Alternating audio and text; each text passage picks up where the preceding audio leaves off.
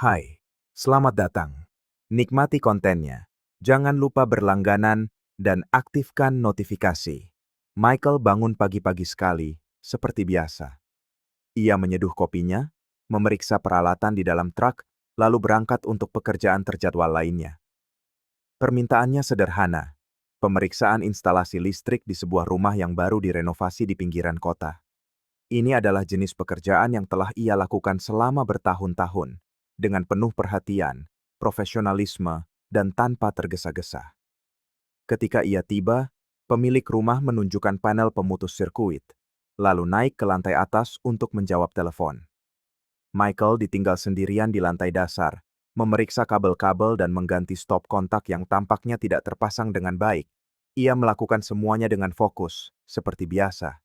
Pikirannya tenang, hatinya damai, hidup berjalan di jalur yang ia yakini kokoh. Pekerjaannya hampir selesai ketika ia sadar perlu mengambil sebuah alat dari mobil. Ia melangkah keluar melalui pintu depan dan berjalan menuju trotoar. Saat ia mengangkat kepala, sesuatu membuatnya berhenti di tengah gerakannya. Rachel, istrinya. Ia sedang menyeberang jalan sendirian dengan ekspresi tenang, seolah tahu persis kemana tujuannya. Ia berjalan lurus ke rumah di sebelah tempat Michael bekerja. Michael terpaku, mengamati dari kejauhan, mencoba memahami apakah yang ia lihat itu nyata.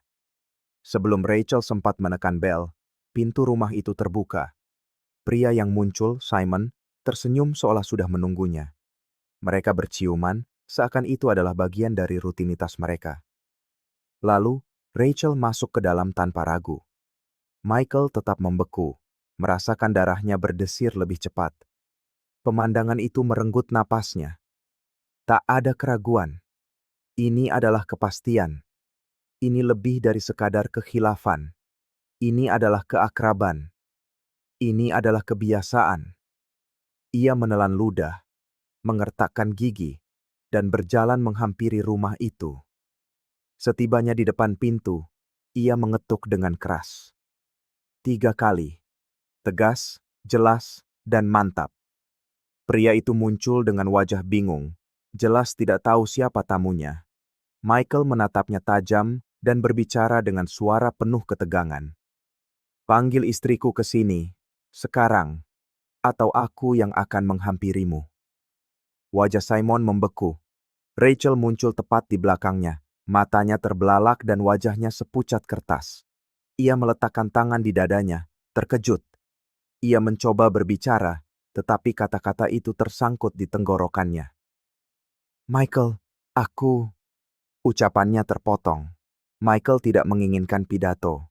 Rachel mencoba mendekat, tetapi Michael mengangkat tangannya dan berkata, "Tetap di sana. Kau tidak akan menginjakan kaki di rumahku lagi. Semuanya sudah berakhir. Kau sudah memilih. Sekarang hadapi konsekuensinya."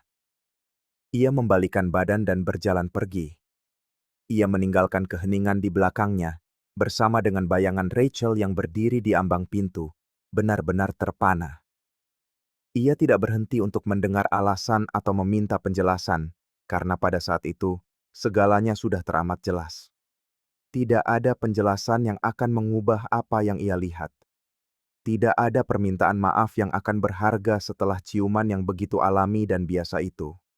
Setibanya di rumah, ia langsung menuju kamar tidur. Ia mengumpulkan semua pakaian, sepatu, parfum, foto, dan barang-barang pribadi Rachel. Dengan hati-hati, ia memasukkan semuanya ke dalam mobil. Ini bukan ledakan amarah sesaat. Ini adalah sebuah keputusan. Ia kembali ke rumah selingkuhan istrinya. Ia berhenti di depan, membuka bagasi, dan mulai meletakkan semuanya di tepi jalan tanpa mengucapkan sepatah kata pun. Ia hanya menata barang-barang itu di sana, satu persatu, sementara beberapa tetangga mengamati dari kejauhan, berbisik pelan. Michael bertindak dengan tenang tanpa membuat keributan. Ia melakukan apa yang harus dilakukan. Ini adalah akhir dari sebuah siklus. Menyakitkan, tetapi perlu. Saat ia meletakkan kotak terakhir di atas tumpukan lainnya, seorang wanita tua yang sedang menyapu trotoar di dekatnya berhenti sejenak untuk menonton, lalu menggelengkan kepala seolah pernah melihat kisah ini sebelumnya. Michael masuk ke dalam mobil dan melaju pergi. Untuk pertama kalinya, ia merasa rumah yang ia tinggali kini terasa lebih ringan. Pada hari-hari berikutnya, Michael bangun sebelum alarm berbunyi, seperti yang selalu ia lakukan, tetapi kini keheningan rumah memiliki suara yang berbeda. Piring-piring di rak pengering, sikat gigi yang sendirian di dalam gelas, ruang kosong di sisi kanan tempat tidur. Segalanya seolah mengingatkannya bahwa sesuatu telah berubah. Ia menjaga rutinitasnya bukan karena kewajiban, tetapi untuk bertahan hidup. Ia bangun, minum kopi, mengambil peralatannya, dan berangkat kerja. Para tetangga memandangnya dengan rasa hormat saat ia lewat. Beberapa menghindari kontak, yang lain menyapanya dengan anggukan samar, seolah mereka mengenali luka yang terpancar di wajahnya. Tetapi ia tidak mencari penghiburan. Ia terlalu sibuk mencoba memulihkan keseimbangan di dalam dirinya. Rachel, di sisi lain, menghabiskan beberapa hari pertama dengan diam di rumah Simon. Ia merasakan beban dari pilihan yang telah ia buat, tetapi masih mencoba meyakini bahwa ia telah mengambil keputusan yang benar. Tidurnya tidak nyenyak, kepalanya dipenuhi bayangan tentang apa yang ia saksikan sore itu. Michael berdiri di depan pintu, tas-tas di tanah, dan sorot matanya saat berkata bahwa Rachel tidak akan kembali. Gambaran itu melekat padanya seperti pengingat yang pahit. Simon mencoba mencairkan suasana pada hari-hari pertama, membawakannya kopi di tempat tidur, memasak makan malam seadanya, berusaha mengalihkan perhatiannya. Tetapi Rachel tidak lagi tersenyum dengan ringan, dan Simon menyadarinya. Michael, di rumahnya, menghabiskan suatu sore dengan membersihkan lemari. Ia menyimpan bingkai-bingkai foto, menyingkirkan selimut pilihan Rachel, menata ulang ruang tamu. Ia melakukan semuanya dalam diam, seolah sedang membongkar sebuah cerita dengan tangannya sendiri. Ia membuang surat-surat lama, merobek catatan ulang tahun yang telah ia simpan selama bertahun-tahun, dan bahkan mengganti nada dering ponselnya. Segala sesuatu yang berbau kenangan harus disingkirkan. Pada suatu hari Sabtu, ia membawa berkas-berkas ke pengacara. Ia hanya berkata, "Lanjutkan prosesnya. Aku tidak mau ada perselisihan. Aku hanya ingin menyelesaikan ini." Dan ia meninggalkan kantor itu seolah baru saja mengangkat beban yang sangat berat dari pundaknya. Rachel mencoba menghubunginya. Ia mengirim pesan, menelepon dari ponsel ibunya, mengirim email meminta untuk bicara sebelum keputusan apapun dibuat. Ia menulis bahwa ia masih mencintainya, bahwa ia bingung, bahwa ia ingin memperbaiki keadaan. Michael membaca semuanya dalam diam. Ia menghapus pesan-pesan itu, menarik napas dalam-dalam, dan memutuskan bahwa membalasnya hanya akan memperpanjang apa yang sudah berakhir. Pengkhianatannya telah menyebabkan keretakan yang tidak bisa diperbaiki. Ia tidak perlu mendengar alasan untuk sesuatu yang telah ia saksikan dengan mata kepalanya sendiri. Simon mulai menyadari bahwa Rachel menghindari kontak mata. Ia lebih banyak berdiam diri di kamar, tidak membicarakan masa depan, dan mengeluhkan segalanya. Perlahan, apa yang dimulai sebagai gairah berubah menjadi ketidaknyamanan. Rachel merasa asing di rumah yang ia kira akan membuatnya bahagia. Michael, sebaliknya, mulai menemukan kembali keseimbangannya. Suatu hari sepulang kerja, ia mampir ke sebuah bar, memesan bir, dan duduk di sana dengan tenang, mengamati keramaian. Untuk pertama kalinya, ia merasa bahwa bernapas tidak lagi sesakit itu. 15 hari kemudian, seorang petugas mengantarkan surat-surat resmi ke rumah Simon untuk Rachel. Ketika Rachel membaca isinya, ia merasakan sesak di dadanya. Ini nyata. Michael menginginkan perceraian, dan ia benar-benar melanjutkannya. Ia menandatangani surat itu, tetapi menangis berjam-jam setelahnya. Ia berharap Michael akan mengalah, akan melunak, akan meninggalkan sedikit celah di pintu, tetapi Michael telah menutup semuanya. Pada pagi hari penandatanganan akhir, keduanya tiba di kantor notaris tepat waktu. Rachel menghindari tatapan mata Michael. Michael hanya menyapa petugas dan mengambil pena. Ia menandatangani dengan mantap, tanpa ragu. Rachel menandatangani setelahnya, tangannya gemetar. Setelah selesai, mereka saling melirik sejenak. Tidak ada yang terucap. Tidak ada yang perlu diucapkan. Mereka keluar melalui pintu yang berbeda, menuju arah yang berlawanan, membawa beban yang setimpal dengan pilihan yang telah mereka buat, dan kebebasan yang hanya bisa ditawarkan oleh sebuah akhir. Beberapa minggu sebelumnya, kisah antara Rachel dan Simon dimulai seperti banyak kisah lain yang berawal di tempat yang salah, pada waktu yang salah, dengan niat yang tak seorang pun berani akui di awal. Semuanya dimulai di pusat kebugaran. Rachel mulai datang atas rekomendasi seorang teman. Katanya, ia ingin lebih merawat diri, meluangkan waktu untuk bersantai dan merasa lebih baik. Sebagian benar, pernikahannya tidak lagi memuaskannya seperti dulu, dan ia mencari pengalihan. Michael tidak pernah curiga sedikit pun. Sementara Rachel mengikuti kelas sepeda statis dan angkat beban, Michael bekerja sepanjang hari melakukan instalasi dan perawatan, percaya bahwa mereka sedang membangun kehidupan yang kokoh bersama, sementara Rachel perlahan membangun realitas lain yang jauh dari pandangannya. Simon adalah seorang instruktur angkat beban. Mudah, ramah, penuh dengan kalimat-kalimat siap pakai, dan senyum mudah yang sering disalahartikan sebagai pesona. Ia tahu cara mendekati. Ia tahu waktu yang tepat untuk memuji, momen yang pas untuk melontarkan lelucon, takaran yang pas untuk terlihat tertarik tetapi santai. Awalnya Rachel menganggapnya lucu, itu saja. Ia bercerita pada teman-temannya, mengatakan itu hanya kesombongannya. Seiring waktu, ia mulai lebih memperhatikannya. Suatu hari ia berkomentar kepada rekan kerjanya, "Kalau aku lajang, mungkin aku akan menggodanya." Lalu ia tertawa seolah itu hanya lelucon. Tapi jauh di lubuk hatinya, itu bukan lagi sekadar lelucon. Simon mulai mengajaknya lebih banyak berbincang. Ia bertanya tentang harinya, menceritakan masalahnya sendiri, memposisikan diri sebagai seseorang yang memahami frustrasinya. Ketika Rachel menyebutkan bahwa ia sudah menikah, Simon tersenyum dan berkata bahwa rasa hormat itu penting. Tapi ia tidak menjauh.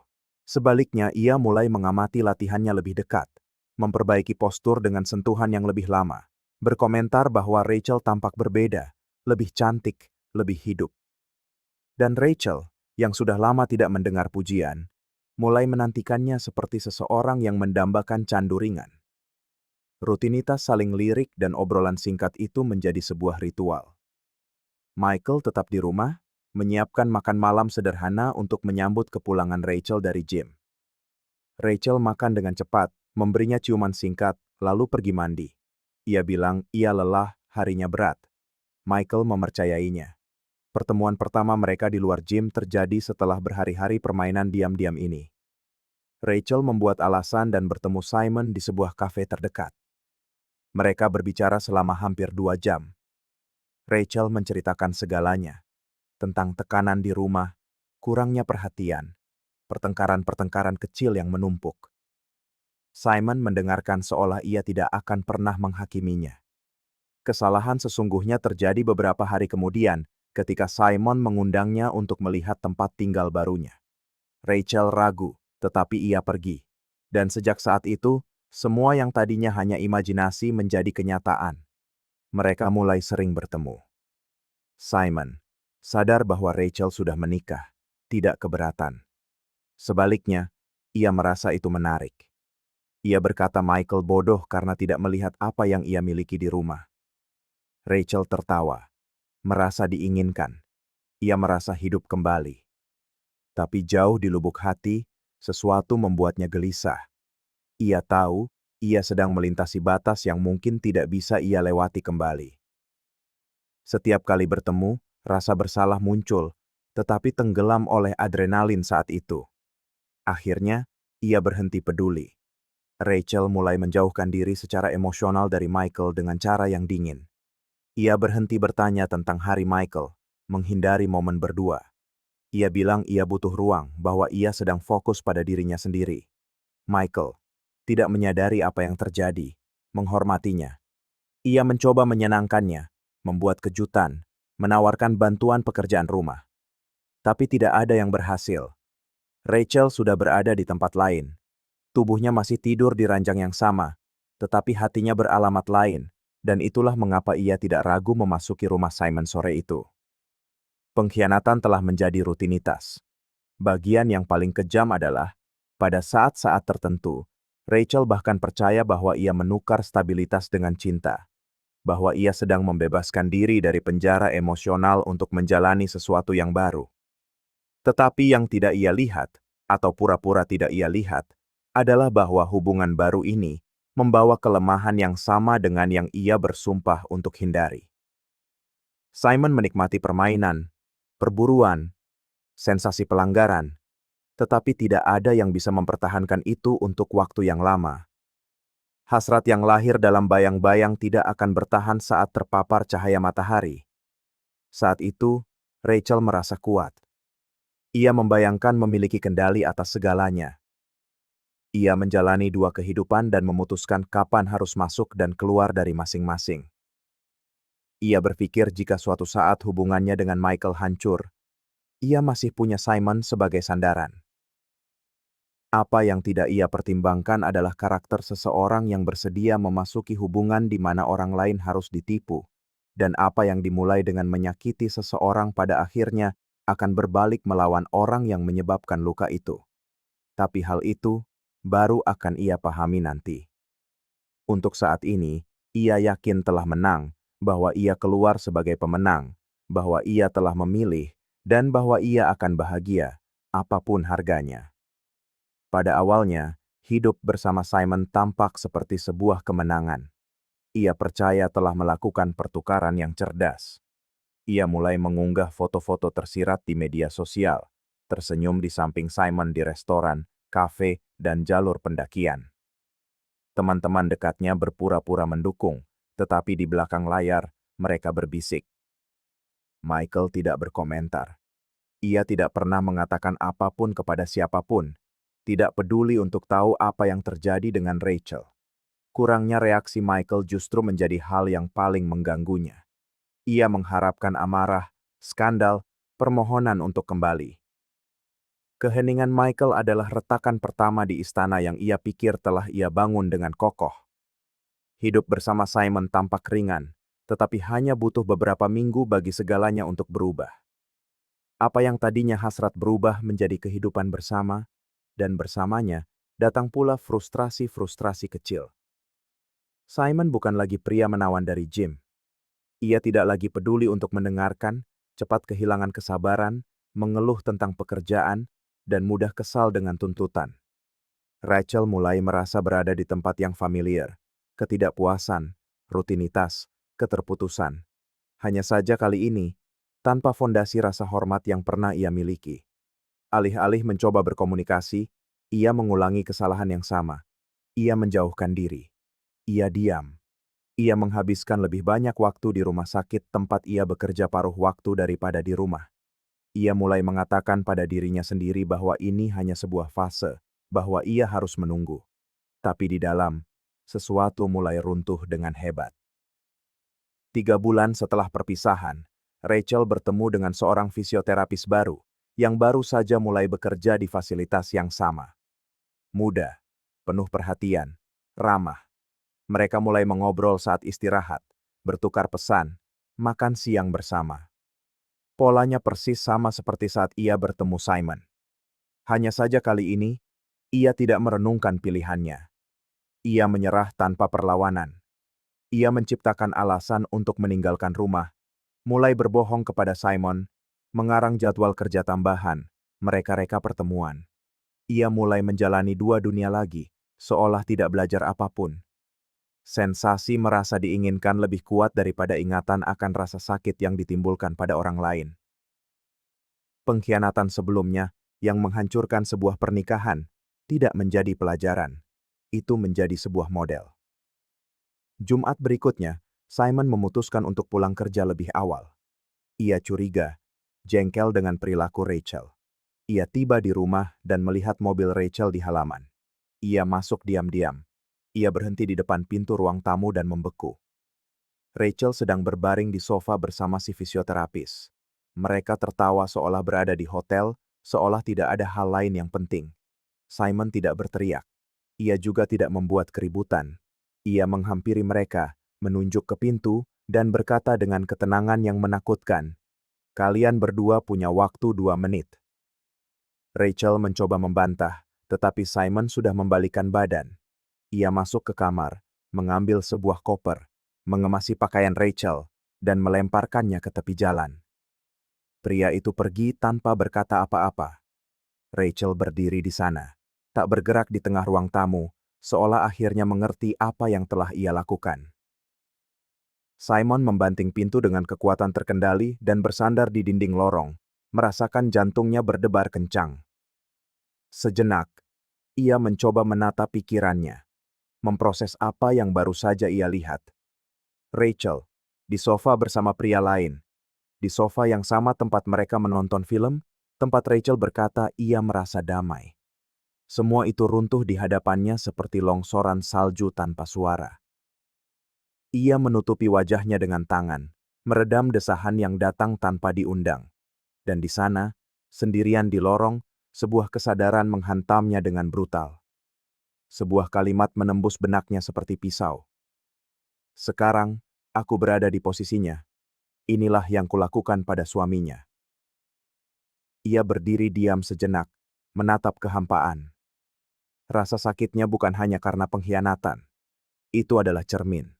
Itu adalah refleksi dari kesalahannya sendiri yang kembali dengan kekuatan penuh. Ia merasa malu, marah pada dirinya sendiri, karena untuk pertama kalinya ia memahami secara langsung apa artinya dihancurkan oleh seseorang yang ia percayai.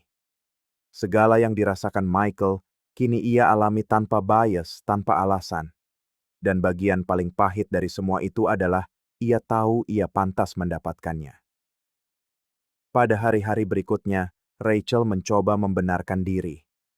Ia mengirim pesan, mengatakan ia bingung, bahwa hubungan mereka telah berubah, bahwa ia kesepian. Simon membaca setiap pesan dengan perasaan mual di perutnya. Rasanya seperti melihat cermin memantulkan setiap kata yang ia gunakan beberapa bulan lalu untuk membenarkan apa yang ia lakukan pada Michael. Dalam kejatuhan tanpa suara itu, Simon mengerti apa artinya terlibat dengan seseorang yang berkhianat tanpa menyelesaikan apa yang ia bawa di dalam dirinya. Dan ia juga mengerti bahwa ia pantas melewati itu. Untuk pertama kalinya, ia mengakui tanggung jawabnya sendiri. Tapi penyesalan datang terlambat. Sementara itu, Michael melanjutkan hidupnya dengan damai. Ia tidak lagi membawa beban di dadanya. Ia bekerja seperti biasa, menjaga rutinitasnya, merawat dirinya sendiri. Seorang teman bersama menceritakan tentang pengkhianatan terbaru Rachel. Teman itu berharap melihat Michael marah. Michael hanya tersenyum. Ia tidak mengatakan sepatah kata pun. Perasaan yang ia miliki adalah bahwa alam semesta telah menempatkan setiap kepingan di tempatnya yang semestinya. Itu tidak membuatnya sakit, juga tidak membuatnya senang. Itu hanyalah konfirmasi dari sesuatu yang selalu ia ketahui. Karakter tidak berubah karena pemandangan.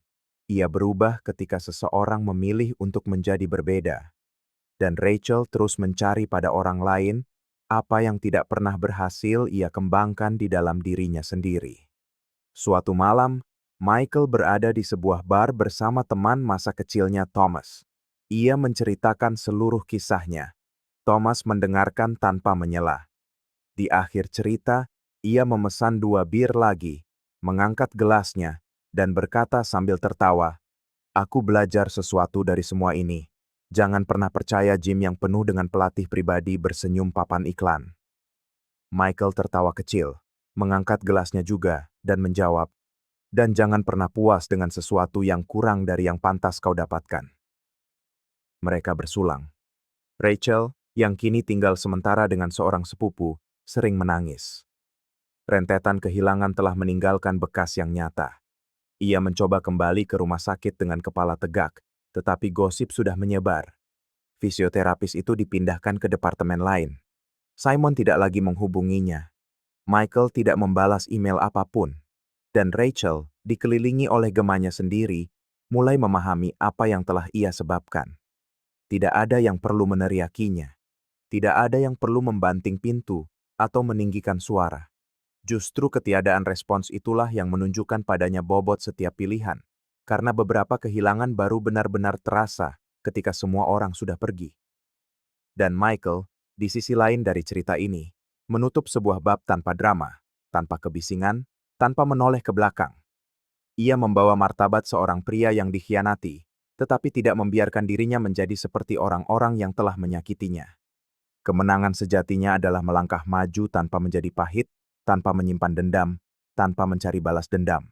Kedamaiannya datang dari kekuatan untuk tahu kapan harus berjalan pergi. Dan ketika seseorang memiliki keberanian untuk pergi dengan kepala tegak dari situasi seperti itu, awal yang baru dimulai dengan bersih. Hidup mungkin membutuhkan waktu, tetapi cepat atau lambat, ia akan selalu merespons. Terima kasih telah menonton video ini. Jika Anda menyukainya, jangan lupa untuk berlangganan saluran ini dan aktifkan notifikasi agar tidak ketinggalan pembaruan apapun. Sampai jumpa di lain waktu.